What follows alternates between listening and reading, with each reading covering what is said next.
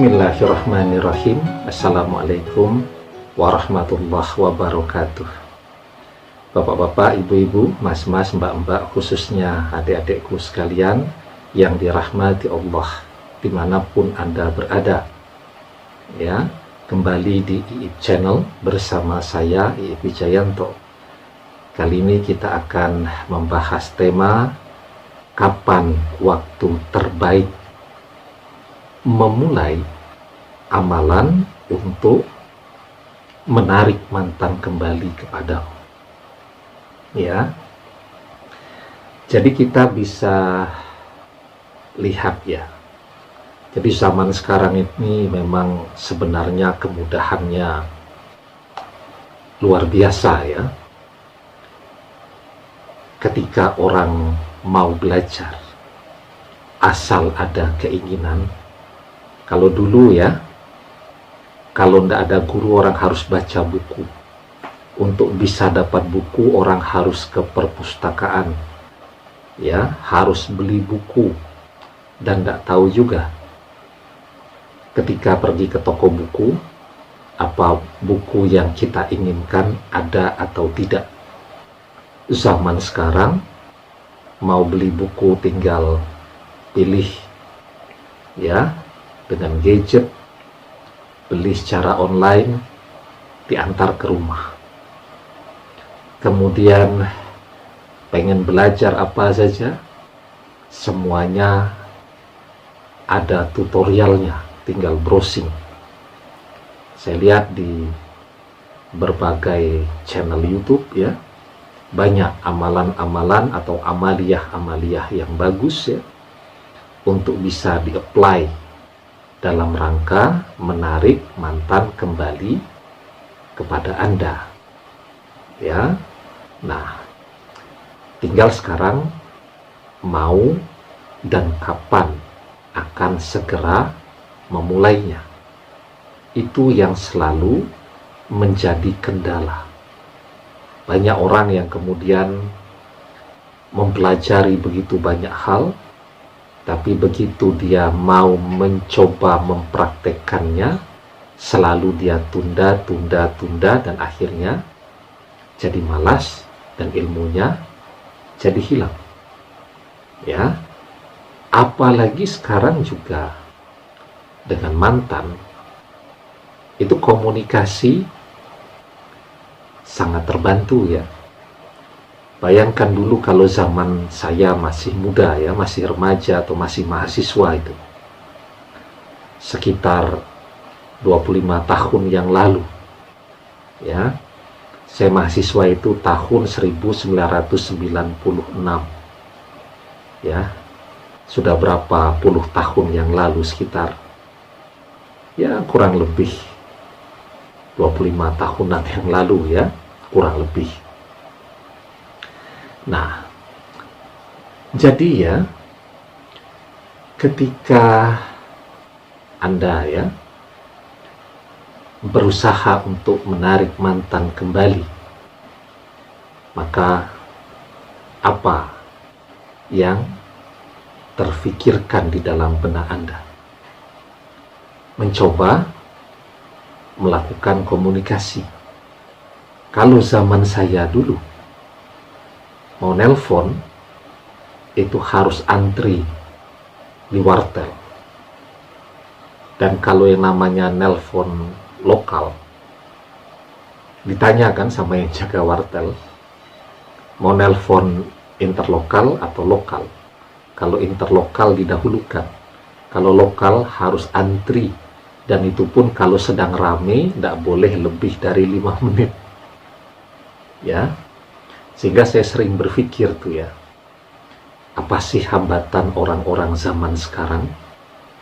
Alat komunikasi semuanya pegang. Kalau dulu menghubungi teman, ya, sudahlah jatah nelponnya 5 menit, dia tinggal di kos-kosan, kos-kosannya ada 30 anak, pas kita telepon, teleponnya lagi dipakai pacaran oleh temannya. Begitu dapat teleponnya masuk, itu harus nunggu dulu dia dipanggilin oleh temannya. begitu dia sampai di depan telepon, waktu teleponnya habis. Ya, di orang zaman dulu memang hambatannya luar biasa berat kan. Nah, kalau zaman sekarang dengan berbagai kemudahan, sebenarnya orang bisa melakukan yang lebih baik. Nah, hanya saja memang bagaimana memanfaatkan berbagai fasilitas ini dengan sebaik-baiknya. Ya. Nah, komunikasi dengan mantan tertutup. Ya, cobalah dengan mengetuk hatinya melalui berbagai amaliyah-amaliyah. Nah, jadi amaliyah itu kan ada yang sekedar pengetahuan saja, ya, tetapi dia diajarkan atau disampaikan tanpa pengijazahan, ya, atau boleh diketahui tetapi tidak bisa digunakan. Jadi ijazah dari seorang guru kepada murid itu juga sangat penting. Karena transmisi keilmuan itu ibaratnya kalau barang elektronik itu listriknya. Ya. Jadi kalaupun kita bisa menghafalkan sebuah amalan, kalau tidak ada pengijazahan, ya maka amalan tadi tidak akan bekerja. Jadi seperti halnya rumah tuh. Ada bohlam lampunya sudah dipasang semua. Ada TV-nya, ada kulkas, mesin cuci. Kemudian microwave, ada rice cooker, dan seterusnya. Tapi tidak ada listriknya. Ya tentu alat-alat elektronik tadi menjadi tidak bermanfaat. Nah, jadi amaliyah itu yang harus diperhatikan. Tentu yang bisa digunakan adalah yang diijazahkan. Ya, oleh yang mengajarkan, apakah itu di channel YouTube. Kalau dia mengatakan silahkan digunakan, silahkan diamalkan, artinya itu sudah diijazahkan. Insya Allah ada transmisi keilmuannya di situ. Ya, jangan lupa ya bertawassul kepada yang mengijazahkan juga. Ya, sesuai dengan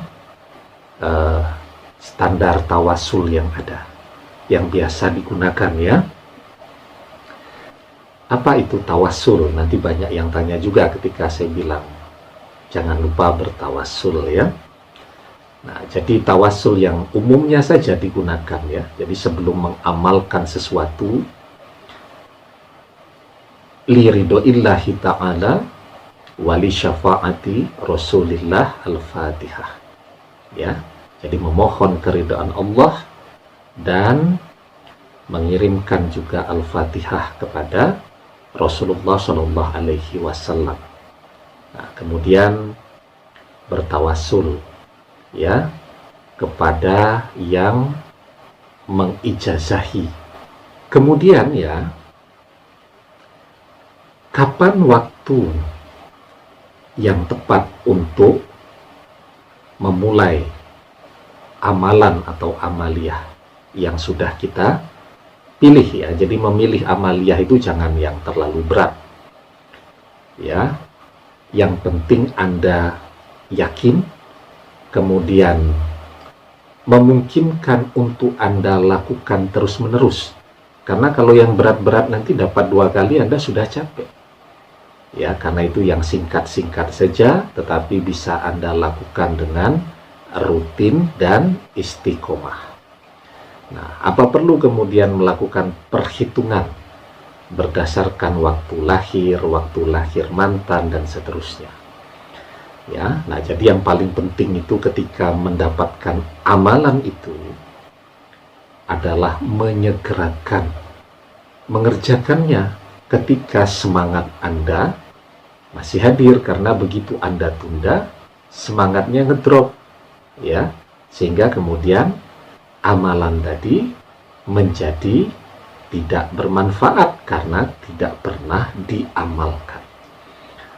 Maka sahabat Ibnu Umar, beliau mengajarkan, iza amsaita fala tantaziris sabaha wa iza asbahta fala tantaziri masya'a wa khus min sihatika li maradika wa min hayatika li mautika.